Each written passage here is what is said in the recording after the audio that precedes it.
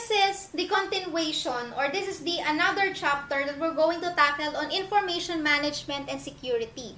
So, chapter 3, the title would be Risk, Response, Recovery, Security Operation, and Administration. So, have you ever heard, considering that we are experiencing a typhoon, we have experienced rather, kasi past tense na siya, we have experienced Typhoon Ulysses this past few days, okay? So, it had greatly affected us, di ba? Some of us, it has affected our livelihood, our personal belongings, nasira niya, even the way we conduct our academic or online classes, naapektuhan din. Okay. So, ngayon, may nadidinig kayo, di ba, na isang agency na National Risk Disaster Agency, ayan. And then, meron din tayong pang-local, Kabanatuan, ganyan, National Risk Disaster Agency. So, sila, itong agency na to, is, yung mga staff nila, it specializes on the response in case of this natural calamity or disasters na nangyayari. Para silang sort of the unofficial 911.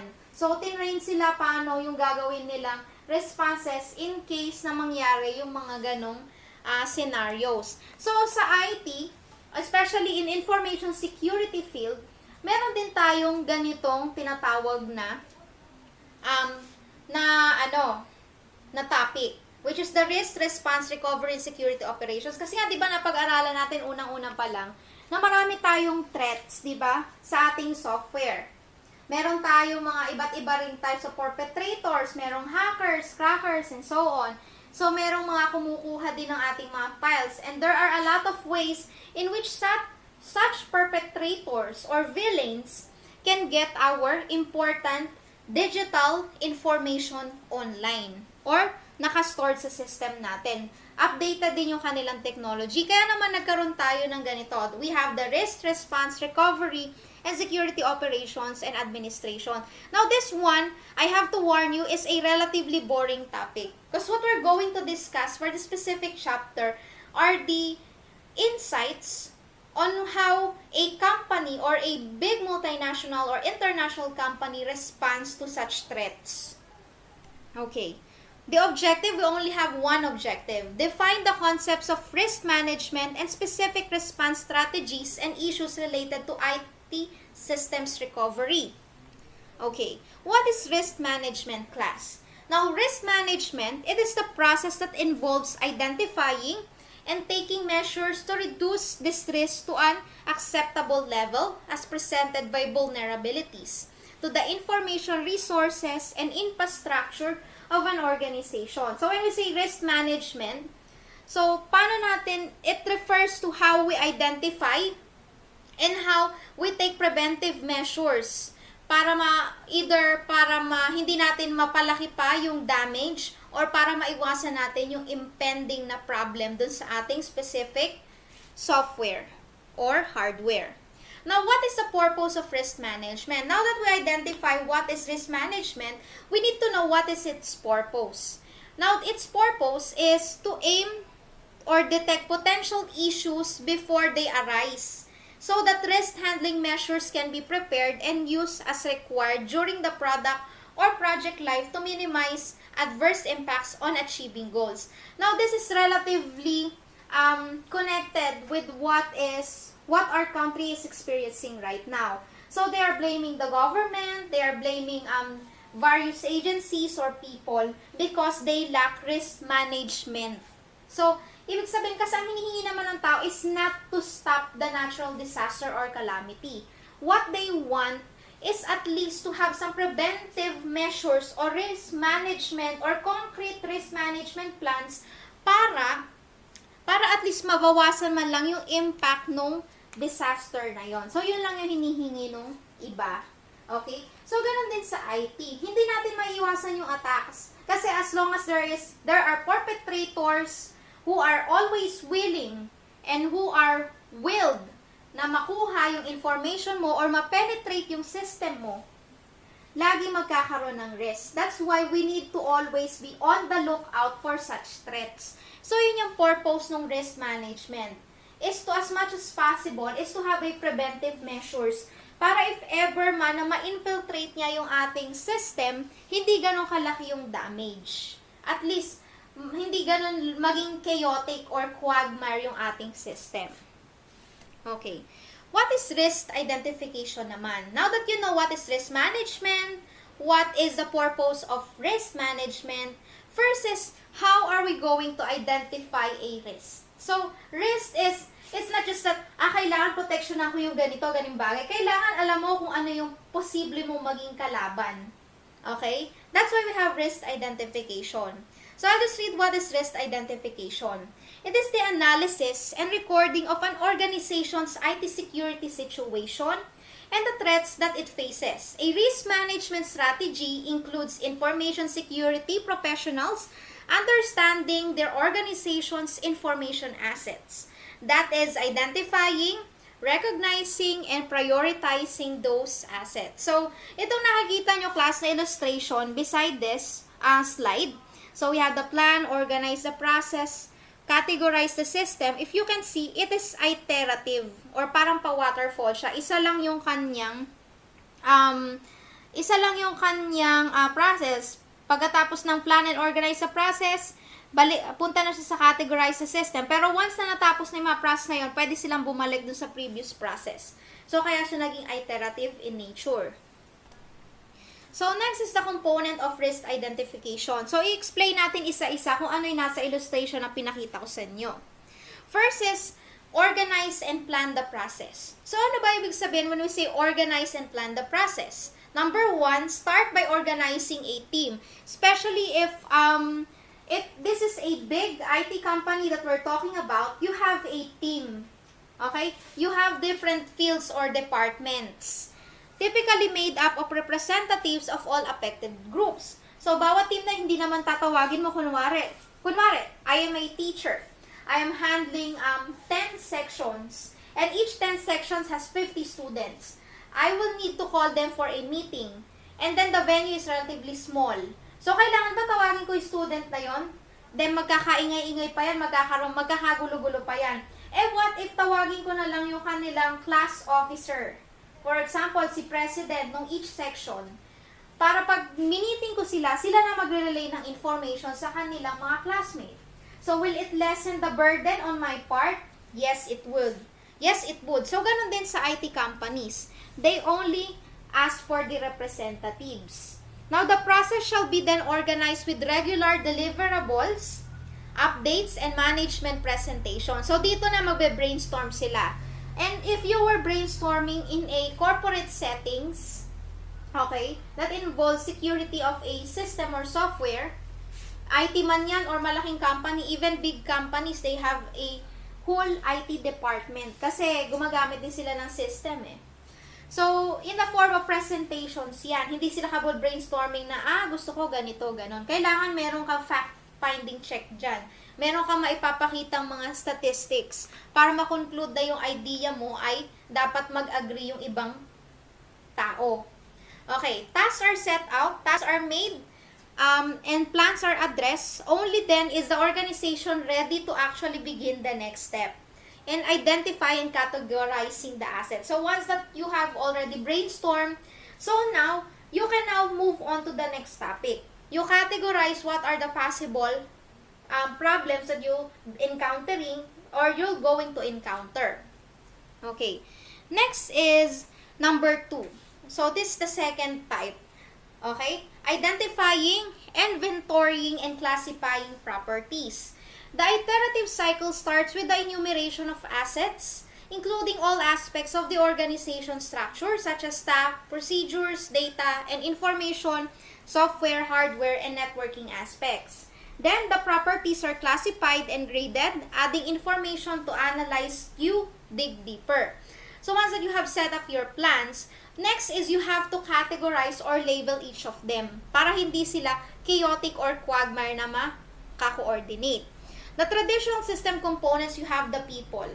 And for the people, it could be referred to for the employees and non-employees. So, employees mo, you have an accountant. You have an HR, you have an IT expert, you have an engineer, you have different types of employees. what particular type of employees do you need for this specific project? And what are their specific job description? Kasama ba sila dito sa plan ng management na to? At ano yung specific roles nila? Okay. Risk management system components. These are the trusted employees or other staff. Next is the non-employees. Why do we need to include non-employees? Because if your company is a big company, then it is inevitable not to communicate with third-party clients. Example nga, si 7-Eleven. You think 7-Eleven can work standalone by solely just with its staff without coordinating with other third-party companies? Hindi po. They have to coordinate with their supplier. Yung supplier nila, yung non-employees. Yun yung third-party companies na nakikipag-coordinate sila. So, that's just an analogy class. So, for the non-employees, these are the people at trusted organization. Or it could be a stranger. Pero, meron kang NDA. Kaya hindi ka matatakot na mawala information mo. Next is for the procedures. So, procedures are procedures. So, what are the procedures involved in risk management system components? We have the IT business standard procedures and we have the IT business sensitive procedures. So, you need to classify which is the standard business procedures na dapat malaman specific type of people and which is the sensitive or classified or confidential business IT business procedures na dapat ilang tao lang na may NDA yung makaalam. Class NDA stands for non-disclosure agreement. And non-disclosure agreement, it is a type of agreement na hindi mo pwede i-disclose yung specific secret or specific knowledge mo sa ibang tao without the consent of the other party. So, kadalasan, the NDA, gumagana yan sa doctors. So, kasi meron tinatawag na doctor-patient na, na agreement. Hindi mo pwede i-disclose yung sakit ng pasyente mo basta-basta. Or pwede ka mawalan ng lisensya doon. Okay? Sa IT din may ganyan. So, for this data, it refers to information. What are the possible information? It will be the transmission, processing, and storage of your software. For the software, so this refers to application, operating system, security components. And for the hardware, it could be the system devices and peripherals that you're going to use for your software. And for the networking components, internet components, DMC components, so on. Okay. So, next step number 3, identification of the individuals, procedures, and data properties. So, first, human resources, documents, and data assets are more difficult to classify than the hardware and software properties. Okay? Kasi yung human resources mo, they can do interchangeable tasks. So, you have to be selective or carefully select them. Unlike sa hardware and software properties, alam mo na kasi na, doon ay specifications sa kalatag na sa'yo. If ever ipoproduce mo siya, alam mo kung ano yung gusto mo i-visualize. Unlike doon sa human, you have to really, kailangan mo talaga sinansalain if they're up for the specific task or job.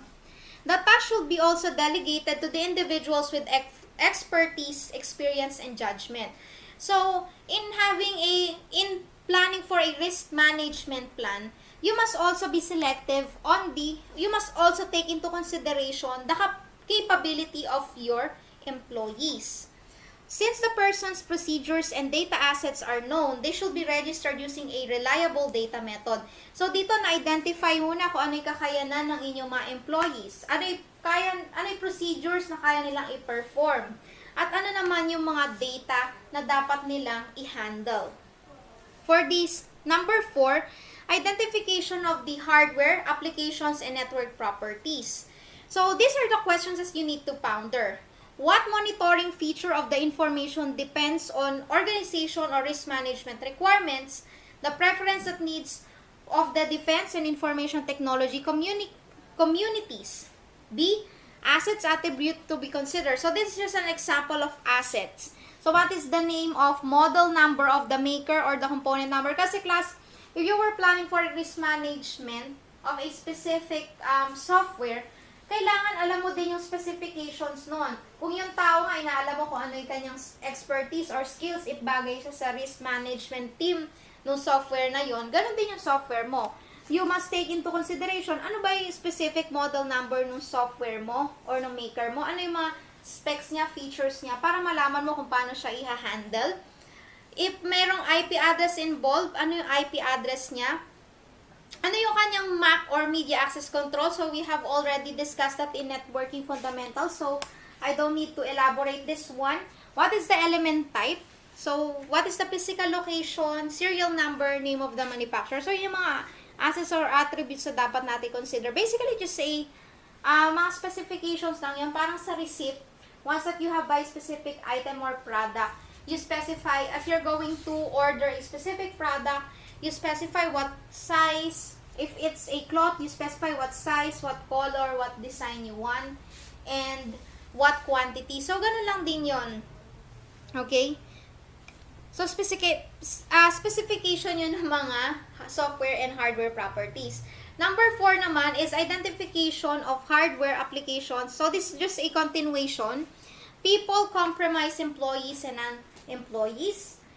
Procedures often do not reveal a potential intruder to useful information or are vulnerable and may lead the attacker to gain an advantage. Then the data components account for the information being distributed, processed, and stored. The software components include applications, operating systems, or components for security, and hardware, either normal system equipment and peripherals or component of information security control systems. So, I don't need to elaborate this one. This one is already given. Okay? You just eat up our time for this discussion. Okay? Okay, class, nag-stutter na ako kasi I've been talking non-stop as I'm recording this one. Okay, number 5 is the evaluation of information assets. So, this is how you're going to evaluate na yung inyong na-conclude na assets. Okay, these are the questions that will serve as a guide for you to formulate a valuation criteria. Now, this is a big IT company or this is an international type of company, so they must have a evaluation criteria. Hindi basta nag-isip ka, okay na pala to, nakapagplano na ako. Meron ka sinusunod na pattern dito or guidelines. Okay, so sample information asset is, this is the question that you need to founder. Number 1, was it the most important to the performance of the organization? Does revenue probability generate the most? Well, pag sinabi natin revenue or probability, kasi you need to take into consideration if magpa-profit ka ba doon sa product. Kunyari, todo ang effort mo sa risk management ng product na yun para ma-ensure na yung customers mo will be satisfied and hindi ma-attract yung kanilang mga information. Pero, sumobra ka naman sa pagkakos ng creation ng product mo, nalugi ka na, hindi ka na nakabenta. So, kailangan ayusin mo din yung budgeting mo doon sa risk management na hindi magsasuffer yung profit mo. You need to also play smart. It's not just enough that you create something marvelous or you innovate something that is useful to the field of IT. You must also take into consideration, will it generate a profit? Because that's how businesses are formed. That's why our IT technology keeps booming and booming on. Kaya nabuboom sila. Kasi profitable sila. If they are no longer profitable, then who the heck would do it for free? Pasasakitin ko yung ulo ko, di naman pala ako kikita. So, ganun lang din yan, like any type of business. So, sa mga ibang company like SM, kailangan din nila mag-focus sa risk management ng kanilang IT systems or softwares. Kasi, doon nakarely yung security ng kanilang product para mapabilis yung processes nila. Pero hindi naman kailangan gumastos sila ng madami para doon. Kailangan meron pa rin silang kikitain, hindi sila malulugi doon sa investment nila na yon. Another thing to consider is, will it play the biggest part in revenue generation or service delivery? And will repairing or preserving it be the costliest? Or unless it were published, would it be the most disgusting act or would it suffer the biggest liability? So, once that you have formulated all you need for risk management, you must also take into consideration, plus this is not product planning, this is just risk management or prevention management. You need to also consider, magastos ba ako masyado? Pag in-implement ko yun sa software ko or system ko, itong security na to, okay ba siya? Hindi ba magsasuffer yung profit ko? Or hindi ba siya makakagulo sa product ko? Hindi ba maiirita yung mga client or gagamit ng system ko? So, yun yung mga kailangan mo i-consider. Without suffering, without sacrificing your product. Kahit na meron siyang security. You must weight it. Okay? So, the next illustration is an example of evaluation information asset. So, this is just a continuation. So, you just read this one. Na-explain ko na halos yung kanyang concept. So, ito nakikita mo, explain ko lang class, itong illustration na to that you see here, this is the illustration kung saan kukunin mo yung weighted mean. And we use it for research to prove our point.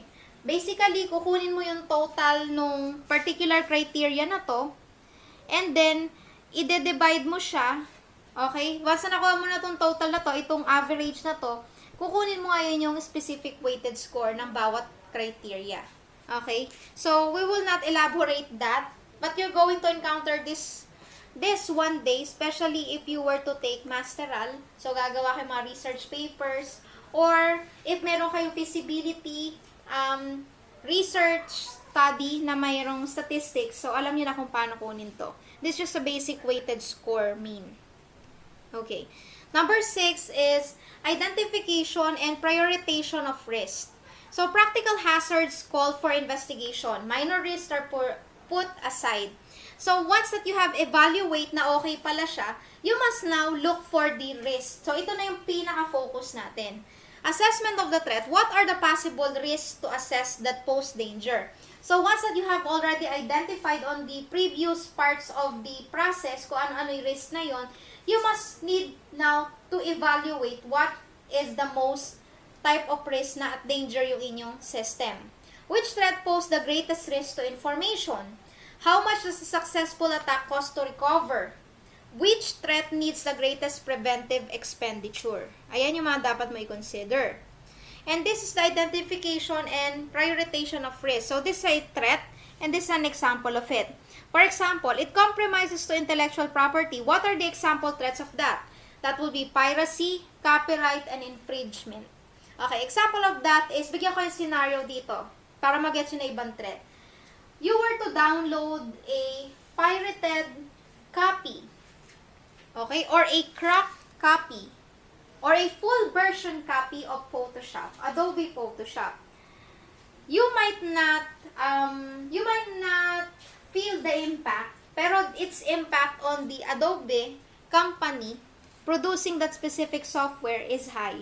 Nabawasan sila ng particular number of sales kasi na-pirate mo yung kanilang software. And that is the threat that they need to counter. Okay?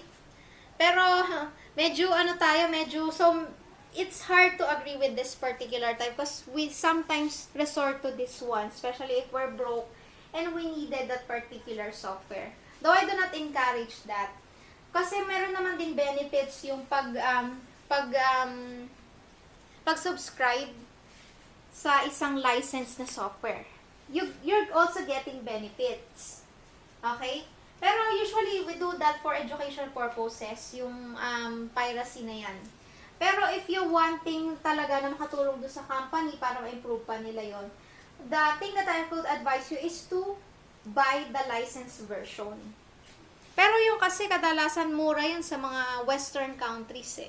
Sa atin kasi napakamahal ng licensure. Okay, so hindi ko nababasa ibang threats. You're already aware with that.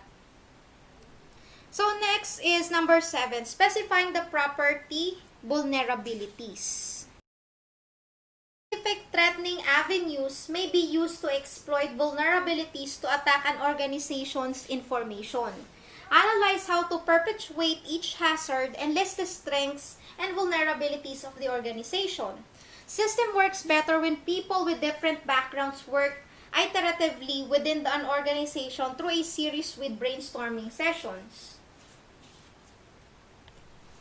So, this is just an example scenario. For example, threat that compromises to intellectual properties. The possible vulnerabilities pagka na-compromise yung inyong intellectual property is 1. Copyrighted works developed in-house and stored on intranet servers can be copied without permission unless the router is configured to limit access from outsiders. Number 2, copyrighted works by others can be stolen. Your organization is liable for that loss to the copyright holder. Now, for specific threats, especially if we are a company and we are also have a specific liabilities.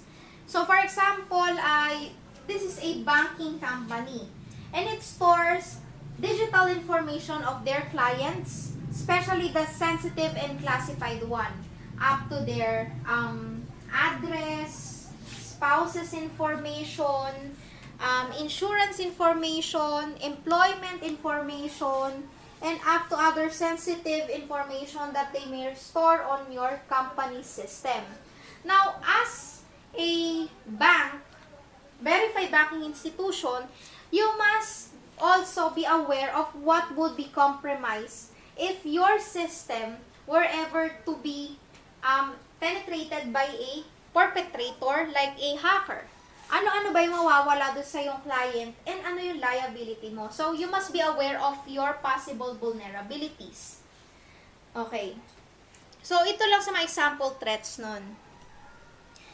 Okay, so now that we're done with the risk management, next is the risk assessment. So, risk management is how we're going to handle it. And then it goes, once na natapos ka lang sa process 7, pabalik-balik na yan sa taas. Kasi pabalik-balik yung continuous yung checking natin. Next is the risk assessment. So, what is the difference between risk assessment? Risk evaluation assesses the inherent risk in relation to increased vulnerability. Each information asset is given a risk rating or ranking. Preparation and coordination in risk management. So, the goal at this point is to develop a risk assessment approach for each vulnerability identified. Okay. So, likelihood. So, what does likelihood means in risk assessment? So, likelihood is a chance that a particular vulnerability will be the target of a devastating attack. So, likelihood, ito yung tsansa. So, kailangan we need to watch out for likelihood para ma-assess natin yung risk na kinakaharap natin. In risk evaluation, a numerical value is given to the likelihood. So, this particular topic, likelihood, itinatakel lang niya how it is being computed eh. Kaya medyo boring nga kako tong topic na to. Kasi parang it relates to statistics or research part. In special publication 830 by the NIST suggests that a number should be assigned between 0.1 low and 1.0 high. Okay, so I wouldn't elaborate this one. So this is just a computation or some process that you need to assess for the likelihood of a particular risk. Kasi class, pag nagpe-present ka sa isang pag nagpe-present ka ng protection sa security ng isang system mo, hindi ka lang basta-basta nagbe-brainstorm. Di ba? Pagkatapos ng risk management planning, meron ka pa palang risk assessment. So, maraming sa pinagdadaanan yan. And aside from presentation, you need to do research. Pero parang ang sakit sa ulo, no? Pero hindi po kasi, masakit siya sa ulo kasi may statistics na involved, especially if you do not like the specific subject. Pero kasi, this particular process na dinidiscuss ko, it is in partnership or a group work, hindi siya individual na ginagawa ng isang tao. Pag individual mo ginagawa, ikaw lahat sa computation, ikaw dito sa planning, masakit nga talaga sa ulo. This is a teamwork. Kaya medyo gumagaan yung task kahit papano. Kasi yung specialized sa particular topic na yon or task, siya mismo yung gumagawa doon, then kino-coordinate sa isa't isa sa inyo. Okay? So that is just what I would like to clarify. So, assessing the magnitude of loss. The next move is to determine how much of the information resources might be lost in a successful attacks. Combines the valuation of intelligence asset with the amount of data destroyed in the event of a successful attack. Issues include the value of information resources. So, again, this is just, again, another assessment na paano siya ma-compute or paano siya ma-identify. Ayan, risk calculation, ganun din. So, risk calculation for the purpose of relative risk assessment, the risk is equal to the probability of occurrence of vulnerability times value or impact minus the percentage of risk already controlled plus an element of insecurity. Okay. So, makikita nyo, dito in-explain na yung computation. Kasi dito mo na yung, i-conclude yung mga data na nag-gathered mo. So, that is risk assessment. So, under the risk management, for you to know what is what is the difference between risk management and risk assessment. So, si risk management is the process involved. Pero si risk management, process involved doon sa process na yon. Pero when we say risk assessment, this is how we calculate or how we present our data. Okay?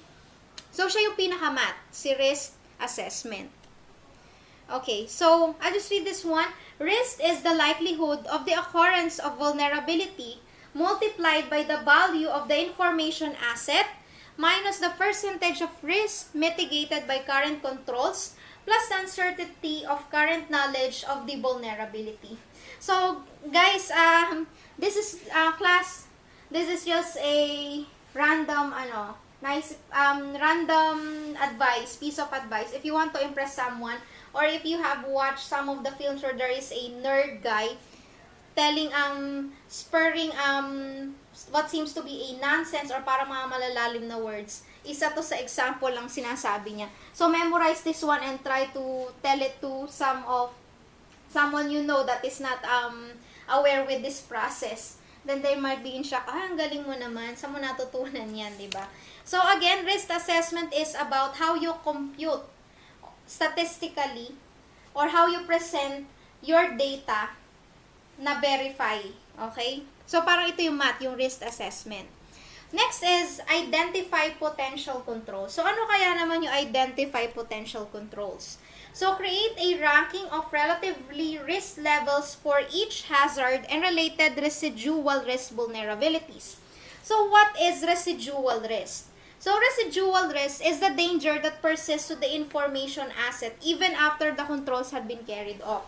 So, once, for example, you have deployed the preventive measures, you have deployed your plan on how to counter this one, meron pa rin tayong tinatawag na residual risk. So, what is residue? So, residue is parang naiwan siya na risk.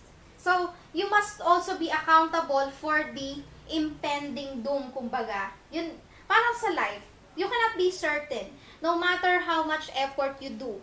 There would be an inevitable outcome or unexpected circumstance na hindi mo maiiwasan. So, sa IT, yun yung tinatawag, sa risk management, ito yung tinatawag nating residual risk. Always prepare for that small amount of percentage or possibility na pwedeng mangyari. Kahit gaano ka ka-prepare, you must also prepare for the unimaginable, eka nga.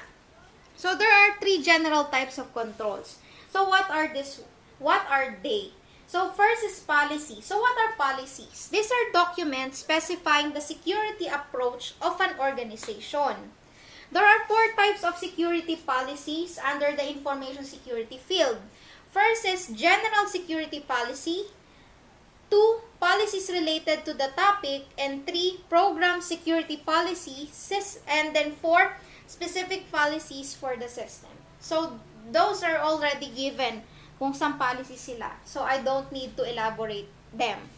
Program is being carried out inside the company to strengthen the security. So, technologies, ay, isa sa component pa rin siya, is the technical implementation of organizedly defined policies. Okay, where the risk appetite is lower than the residual risk, additional risk reduction strategies need to be sought. Okay. So, again, yung mga binanggit natin is general types of controls. We have number 1, policies, number 2, programs, number 3 is technologies. Okay. So, documenting risk assessment results. So, the rank vulnerability risk worksheet is the final summary document. So, again, we're going to tackle how to present or in a correct manner and a certified manner the risk assessment results. So, once that you do the math through risk assessment, okay, we also need to document it. Kumbaga, yun ay pinaka-discussion. For example, you do the math. There is a problem and you solve it. 1 plus 1. Or 1 plus 1, why is it 1 plus 1? Bakit ganun naging sagot? Yung documenting risk assessment results, siya yung pinaka-discussion. You need to explain bakit nagkaganito. Kasi if you add 1 to another 1, the answer would be 2. You use addition not minus. And the answer is positive. Because you're adding 2 positives. And parang ganon, ini-elaborate mo paano nakuha yung calculation na yon. It is not just enough that you calculate or you do the math. You must also prove it. So, yun yung requirements. That's why we also, so aside from having the risk assessment, yung risk assessment natin, yung pinakamat nga natin, kailangan naman natin mag-prove ng verified discussion para mapatunayan yon. Now, the worksheet describes the assets, relatively value of assets, vulnerabilities, frequency of losses, and magnitude of losses. So, if naabutan yung curriculum na yung IT, meron pang accountancy or accounting 1 and 2, then medyo parang it does kind of ring a bell or parang may similarity, di ba? So, napakadiwara rin pala nung mag-calculate ng risk management. So, sa risk management, nag-planning ka na nga. Nagkaroon kayo ng brainstorming. And then pagkatapos nun, kailangan po palang gumawa ng calculations to prove your point. Kasi hindi lang enough na approve sa inyo yan. Kailangan meron din siyang proof. So once you do the math with risk assessment, you must also now do the discussion explaining how the risk assessment results work or how your calculations work. You need to do or you need to verify this one. Now, the worksheet shown, rank vulnerability risk worksheet, is organized as follows. Asset list. You must list each identified vulnerable asset. Asset impact. Show the results for this asset from weighted factor analysis workbook. This number is from 1 to 100 in the example. Vulnerability, you must list every vulnerability and check. Risk rating factor, enter the amount of asset impact calculation and multiply by the likelihood. So I have already discussed what is likelihood. There we have a specific computation for the likelihood or chances. Okay? Example, the number of calculation is from 1 to 100. So an example of how documenting risk assessment result works is shown in this illustration. So we have the asset impact, relatively value, vulnerability likelihood, and risk rating factor. So ayan, from doing the calculation of risk assessment, you must also need to weigh and explain each of this kung paano sila nakuha. So basically, meron pa ring math. So, the asset, for example, we have the customer service request via email, inbound. So, pag sinabi natin inbound, papasok sa system natin. The asset impact of relatively value is 55. So, technically, na-compute na yan. Ano yung possible vulnerability niya? Example would be email disruption due to hardware failure. Ayan. So, what is the likelihood na mangyari itong vulnerability na to? Nakalagay sa kanya 0.2%. And what is the risk factor rating? Gaano ka at risk siya? 11. Okay? So, ganon. So, ganyan yung example nun. So, for now, it might seem a blur for you, pero once na you are practicing, you are an IT professional, if ever you were into the risk management planning and you're the one in charge of doing the risk, one of the person in charge in doing the calculation for risk management, then malalaman mo na siya. So, ngayon kasi explain na lang natin kung paano yung pinaka-basics dito. Hindi ko na-explain paano gawin siya at hindi ko rin sa inyo ipapagawa yung ganitong example. It is, our goal is to be aware of how such processes is being conducted. So, yun yung pinaka-important lang na goal natin para magkaroon lang kayong insights or sneak peek kung paano ito ginagawa. Okay.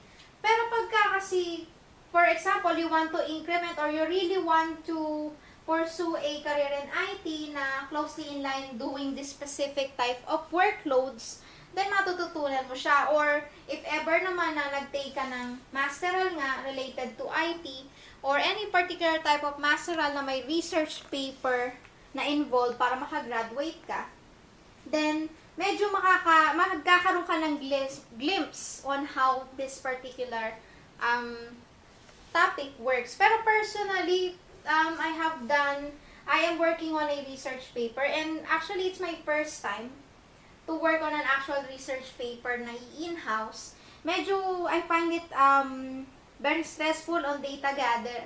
Noong una na-stress ako sa data gathering kasi hindi ko alam yung pattern, walang kukuhanan ng parang format because I haven't taken that particular subject kung saan tinuturo. Yung may subject po sa masteral na tinuturo kung paano mo makakalculate yung research. Aside from statistics, meron tinatawag na research methodologies. What are the methods that you're going on how to conclude such facts like this one? Kasi sa research, it's not just enough that nung bata tayo, pinapagawa tayo ng research. But we do conclusions or mga basic maths or stat lang.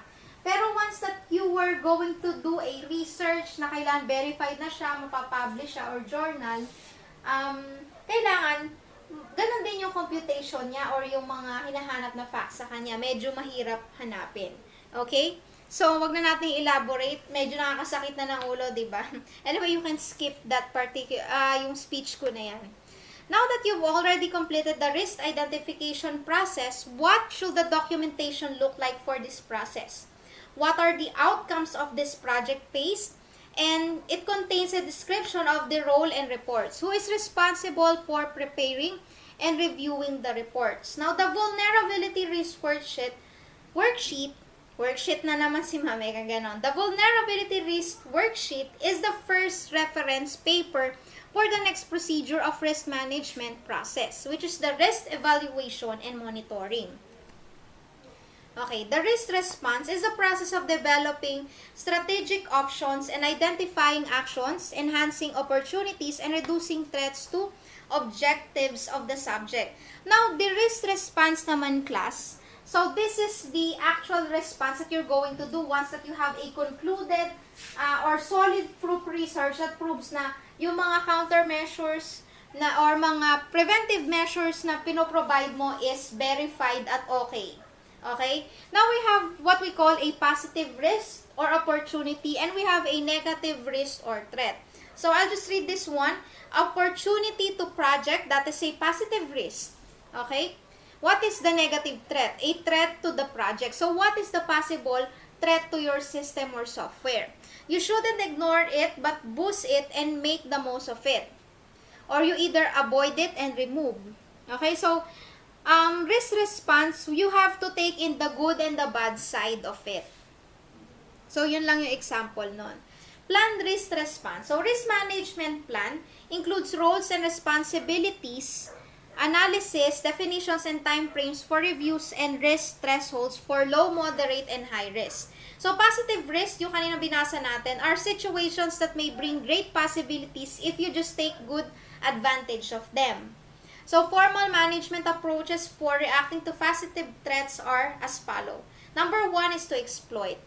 Exploit means taking a proactive risk requires ensuring that all is in position to improve the probability of the incident happening. Number 2 is to share. Positive risk includes allocation to a third party of any or all length of opportunity to achieve the prospect that will eventually support the project. So, when we say exploit is yung possible risk dun sa system mo. So, you need to improve your probability or security features para ma-avoid yung probability na mangyari yung incident na kinatatakutan mo. Next is to share. There are certain instances that you cannot handle it on your own. So, you can ask for the help of a third-party company or organization to do the job for you or to coordinate with you. Next is to enhance. The enhanced strategy improves the likelihood of the positive impacts of opportunity. What you need to do is to always consistently update and enhance your security features of your system. When we say accept, this strategy is typically applied to low priority or costly opportunities.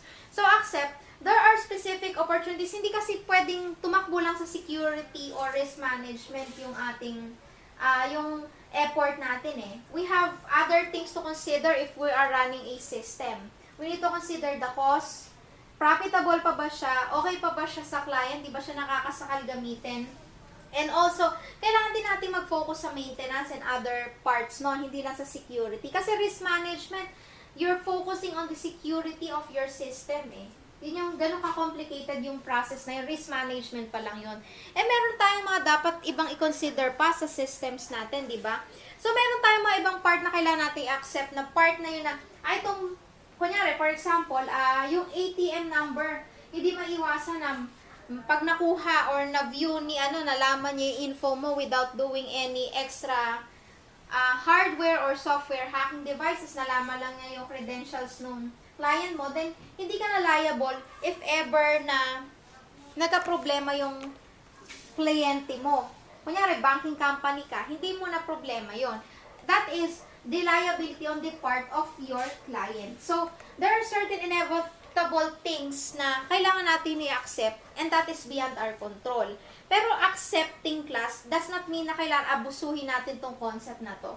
It only applies to particular situations like what I have discussed.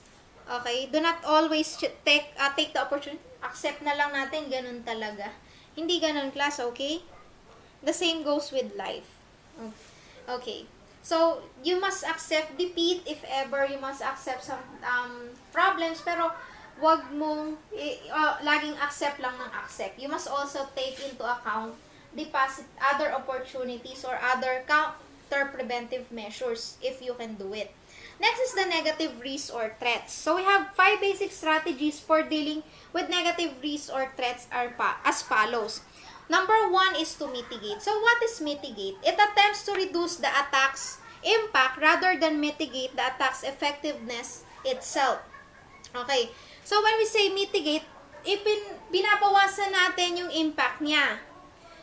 Okay? When we say transfer, threat attempts at shifting to other property, structures, or organization. So, you keep in mind that the attack, kunyari, yung front door lang yung kanyang possible na puntahan, you must also take into considerations na pwede pa lang yung robber makapasok, yung kunyari, may kakaroon ng yung papasa bahay mo, pwede pala magdaan sa window, sa chimney, and so on. You must look onto the other side of it. Kaya tawag sa kanya is transfer. When we say accept is the choice to do little to protect a vulnerability and to allow the product between abuses. It may or may not be deliberate business judgment. Yun nga, yung accept na i-discuss na rin natin sa positive. So, accept nga, it is a choice that there are some circumstances na hindi talaga natin kayang i-prevent na. Pero at least, we minimize the accept part. The avoid acts to eliminate the threat to or protect the project from its impact. So, meron tayong dalawang way how to counter threats under risk response. We have positive risk and negative risk. Okay? And also, it is just not enough that we protect the system itself. We must also protect the hardware. Where, kung walang hardware, walang system. Kung walang system or software, wala ding hardware. So, kailangan din natin protektahan yung physical components natin. And one way of protecting physical security is having an HVAC, which stands for heating, ventilation, and air conditioning, fire suppression, EMI shielding, proper lighting, signs, video surveillance, and access list. So, ito yung mga pictures nun. So, the first part, this is a HVAC, what an HVAC looks like. So, this is a ventilation. So, if this is a big company, so yung mga IT systems mo, IT company ka man, or isang international corporation, na marami ka hinahandle na digital files, so kailangan well-ventilated yung inyong mga hardware equipments. Kasi pag hindi sila well-ventilated, pwede magkaroon ng short circuit or mag-overheat. Kaya nga pansinin nyo, yung mga computer laboratory class, aircon siya. Bakit? Dahil social, may computer, i-aircon natin. Kayo ba nag-i-aircon? No. Actually, kaya kailangan ng air conditioning unit because once that you were accessing your computer, nag-iinit siya kasi may electricity pumapasok. So, kailangan maayos yung ventilation. So, yun yung purpose nun. Is to have an HVAC. This is a ventilation process. Ito naman next na nakikita mo, hindi siya bubble party. So, this stands for fire suppression system. Okay? So, it is not just enough for bigger companies to have a sprinkler system. They must have a fire suppression system, especially if they're handling sensitive hardware materials na napaka-explosive pagka nasira or nag-overheat or na-expose sila sa certain elements. So, ayan yung example ng mga fire suppression systems sa malalaking companies. And then, next illustration class would be the EMI shielding. So, EMI shielding, so napag-aralan natin yung mga cables kadalasan ng may EMI shieldings. No class,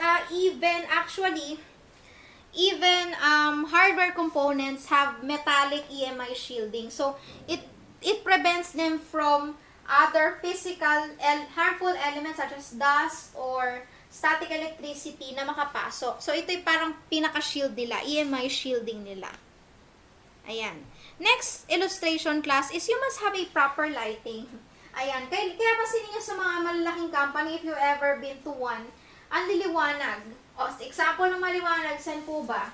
Sa classroom, pwede na, fair enough, or sa mga malls, or sa mga offices. But kailangan maayos yung kanilang lighting. Kasi kailangan, syempre, that is an integral part para makita mo yung makita mo ng maayos. So, this is just common sense na kailangan, proper yung lighting mo. Especially if malaki kumpanya mo. Okay? And also, you must be aware of these signs. So, especially if you are a big company, you have some, merong mga products na at risk or highly flammable, you must have a warning sign to that. Ayan. So, ganyan yung mga signs niyan. Para maging aware yung iyong mga personnel or employees or company visitors. And also, you must invest in CCTV surveillance. Okay? It is not just enough na nagpo-focus ka nga dun sa software mo, hindi ka naman nagpo-focus sa physical components. So, wala din. Wala kang CCTV. So, alam mo kung ano yung nangyayari, pero hindi mo alam bakit nagkakaganon. Hindi mo alam, may empleyado ka pala sa loob, siya pala yung naghahack. Nakikita mo lang yung system mo, nasisira. Pine-prevent mo, pero hindi pa rin. Nakita mo CCTV, siya pala yung nag-i-install nung parang hacking device. So, that's why you also need to take into consideration how you're going to take care of your physical components, not just the software components. So, you must have a CCTV. And also, after that, you must also have an access list. So, not all of your employee has an access to a particular parts of data. Kasi if all of your employee has access to all of the data that your company has, then chances are your confidential information might be at risk. Kaya nga sa mga ibang companies, meron sinasabing Data Privacy Act. So, merong specific files na si HR lang ang pwedeng maka-access. Merong specific files si accountant lang ang pwedeng maka-access. Merong mga ganon. So, access list. The same goes with our system. Meron tayong level of personnel, sino yung pwedeng maka-access nitong particular hardware or system na to. Kasi, hindi dapat lahat nakaka-access niyan.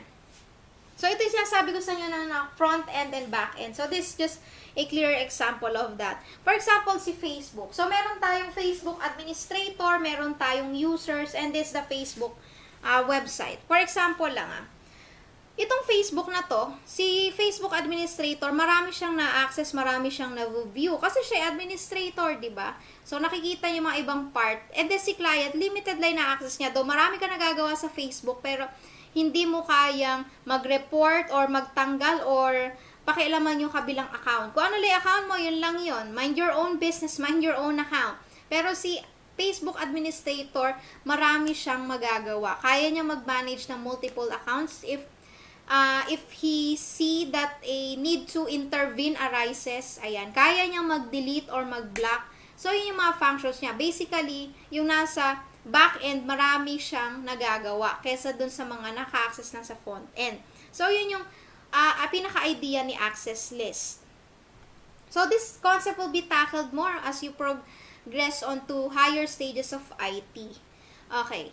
And the last part, class, don't worry, this boring topic will end soon, is choosing countermeasures. So, patch identified exploitable bugs in applications. Then execute organizational and access control data and system procedures. Give encryption capabilities. Class, when we say encryption, please refer to the video discussion that I have provided. Nandun yung encryption and description.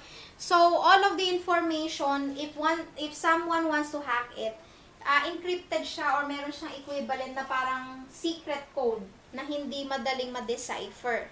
Okay, yun yung encryption. Next is to improve the physical protection. So, it is not just enough that you protect your software. You must also improve your physical protection sa mga nabanggit nga natin. And next is to disconnect networks that are unreliable. Okay? So, risk management and risk control. So, project management and risk analysis is where you keep track of how the risk responses are being conducted against the schedule, as well as where new project risks are being handled. So, function of risk management is to identify events that can affect directly on project outputs, give a qualitative and quantitative weight to the possibilities and consequences of an occurrence that can impact the result, generate alternative execution paths for events which are outside your influence or impossible to be remedied. Okay, or masolusyonan. Implement an incremental process of identification, qualification, quantification, and response of new risks. Make sure that you provide a response plan for each identified risk. It's not very helpful if the risk becomes a reality or an issue and you don't have an alternative execution path or any emergency procurement plan. So, main inputs: effectively monitor and control risk. So, you must have a risk management plan. Tackled natin unang-una, risk register, risk tracker, risk response plan, project communication, your risk identification, and scope changes. So, yung mga nabanggit natin, class, this is just a sort of a summary of what we have discussed. Okay, so let's just have a short recap before we end this particular chapter. So, for overall, pinag-aralan natin what is risk management and what are the processes involved with that. And yung process niya is iterative. Ibig sabihin, dire-diretso siya from top to bottom, and then once that you have reached the bottom part of the process, pwede siyang bumalik hanggang sa pataas. Kumbaga, repetitive siya, pero may process, iterative. Okay? So, if you have known what is iterative type of structure from software engineering or IT project, then good for you, okay? If not, you can look it up on the internet. And also, yung na-discuss natin yung mahabang process ng risk management plans or yung risk management processes. Next is the risk assessment. So, sa risk assessment, yun yung pinaka-statistics or yung pinaka-mathematical computation ng inyong ideas na na-conclude or yung pinaka-conclusion ng na-brainstorm nyo. After the math, okay, on the risk assessment, next is we have the, yung last part na yon. So, dito naman, parang yung i-discuss mo yung risk results. So, dito mo i-discuss yung, or mag-prove ka, bakit mo nakuha yung computation na yon. And once that you're done with that, you also must take into consideration the physical components of your system. Kasi it is not enough that you focus on the software part or the intangible part. You must also focus on the physical parts of that. So, business continuity management class. So, this is just another form of preventive measures used for business companies. Yung isa kasi more risk prevention on IT-related softwares or systems ng international or IT companies. Pero this business continuity plan or BCP is a plan to help the business process to continue even when an accident emergency occurs. Organizations should analyze all these future risks and prepare with BCP to ensure effective compliance if danger becomes a reality. When developing a BCP, all threats that might stop regular business should be identified. The next step is to evaluate the most critical activities required for continuity of operations. So, who are the people needed and what resources and knowledge are required to maintain operation? BCP should include a list of executive and their contact details. There should be backup of data and disaster recovery guidelines. So, basically, class, technically, what BCP continuity plan is. For example, your risk assessment works, okay? And then you unexpectedly encountered a specific problem na nabaliwala yung risk plan mo.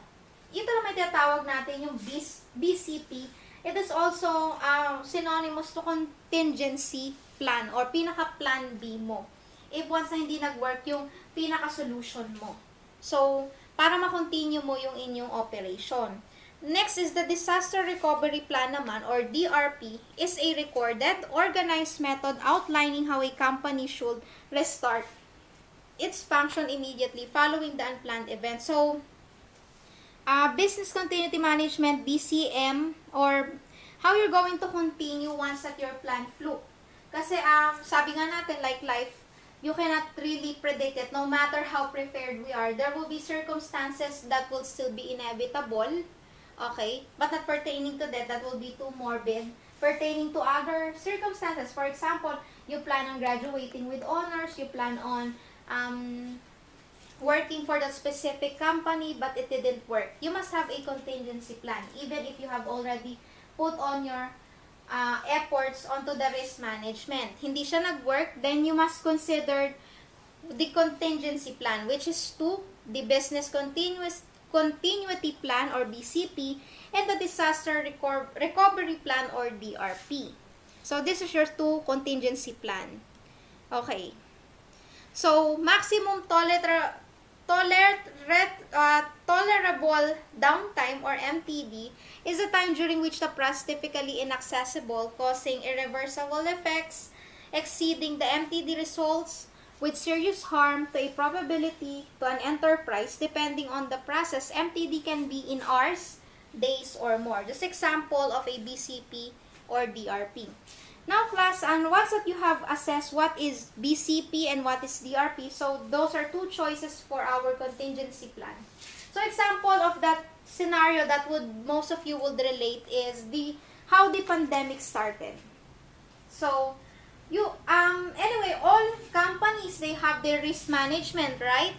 But they did not accounted an impending pandemic would come. Because if they do, they might have a preventive measure for that. And dahil nangyari ngayon, some of the yung mga processes or yung mga company transactions, kailangan nilang maghanap ng other way para ma-continue yung kanilang operation. Kasi once that you have stopped your business operation, once lalo na kung malaking company siya, maraming revenues or profits yung posibleng mawala sa'yo. So, doon napapasok si contingency plan. So, contingency plan is there if ever na magkaroon ng inevitable risk. Like for example, si pandemic. So, kagaya risk management. So, paano nangyari na wala yung risk management mo, nawala, back to zero ka kasi hindi mo na-accounted na magkakaroon ng pandemic. Okay? In this time and age, you did not know that it is still possible to happen. Regardless of the advanced technology that we have in this day and age, di natin alam na magkakaroon pala ng pandemic and we don't know how long that is. And because of that, dun nga pumasok yung example lang scenario, yung si BCM, yung contingency plan natin. So, mamimili tayo what we're going to use, BCM or DRP. So, yun yung contingency plan natin na kailangan natin makapag-plan agad in case na na-stop yung operation natin dahil sa isang unforeseen event like the pandemic. So, dun nga yung pinaka-great example nun. Now, what is MTD or maximum tolerable downtime? So, ito yung parang yung pinaka-maximum amount of time na hindi makapag-process yung isang IT team or yung isang company dahil nagkaroon nga ng unforeseen event like the pandemic. Di ba nagkaroon ng GCQ, MCQ, not everyone is allowed to go, di ba? Even company employees, they have to stop their operation. Kaya minsan they request for the continuation of their operation kasi pag na-stop yun, mawawalan sila ng revenue and mawawalan din ng livelihood yung kanilang mga employees.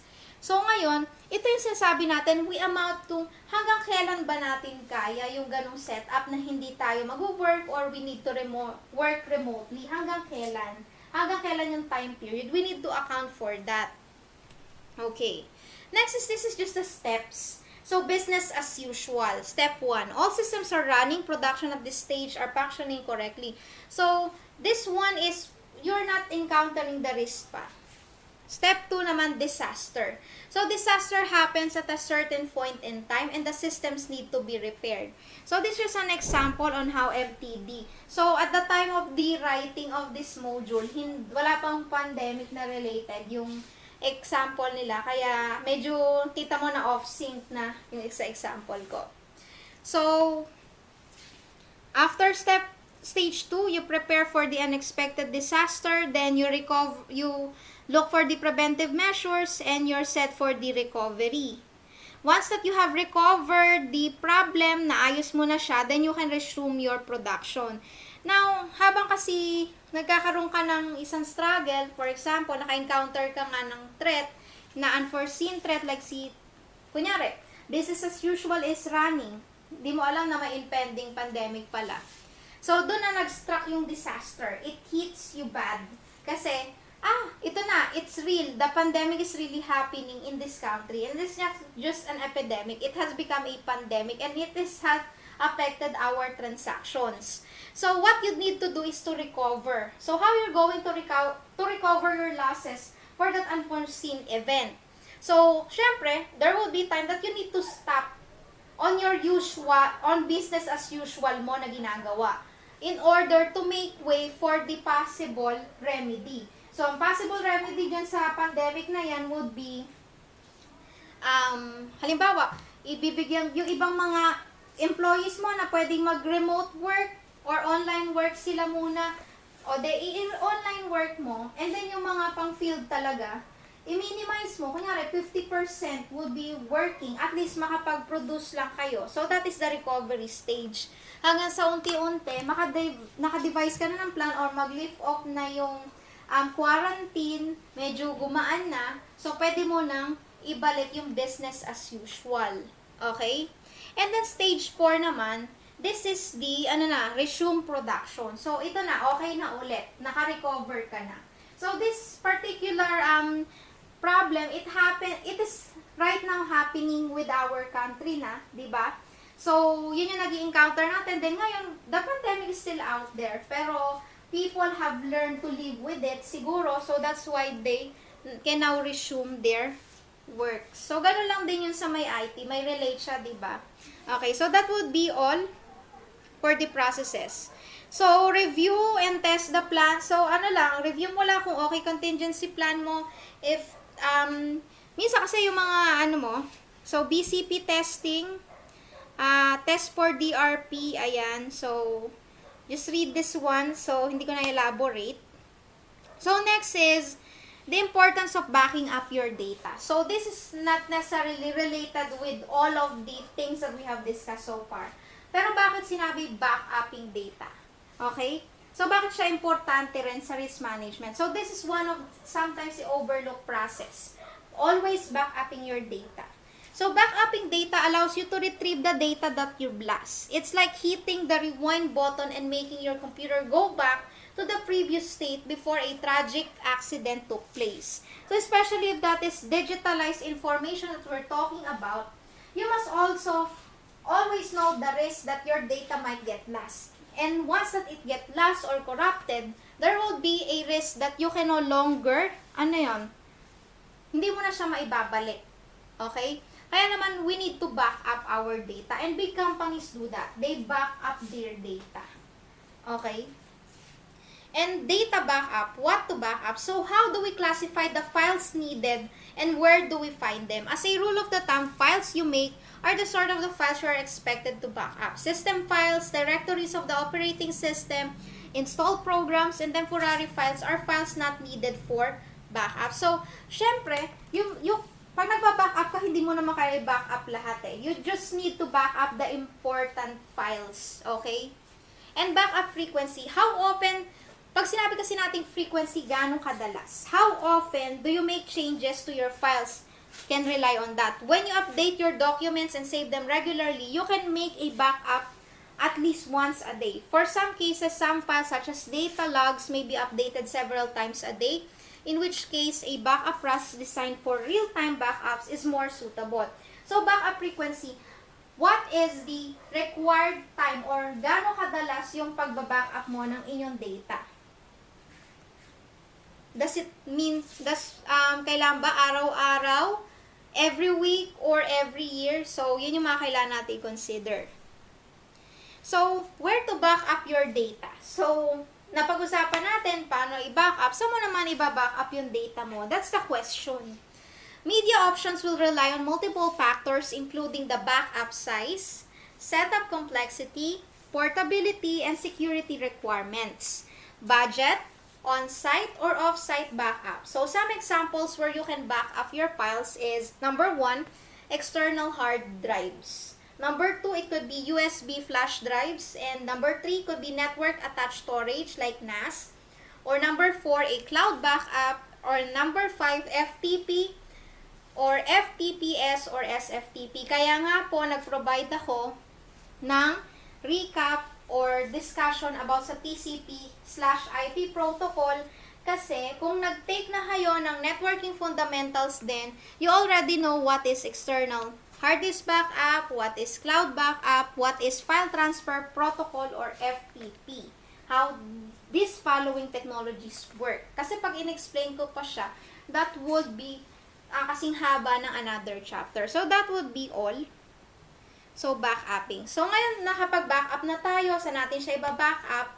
Last part of this one is the different backup and recovery types. So, the various form class of backups are accessible to IT personnel. So, there are various forms of backups accessible to IT personnel include. We have full backups, number 1. We have incremental backup. And we have, number 3, differential backups. So, these are the various types of backups for the IT personnels. So, all you need to do is just read this one since, again, this is just self-explanatory.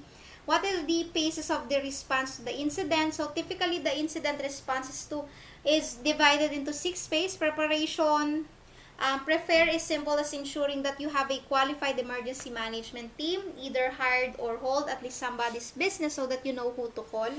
So, meron ka pa palang response sa incident for in case na identification, containment, eradication, recovery, and lessons learned. So, what I'm going to ask of you is to read and review the phases of response to the incident. Okay. Trigger the disaster response program.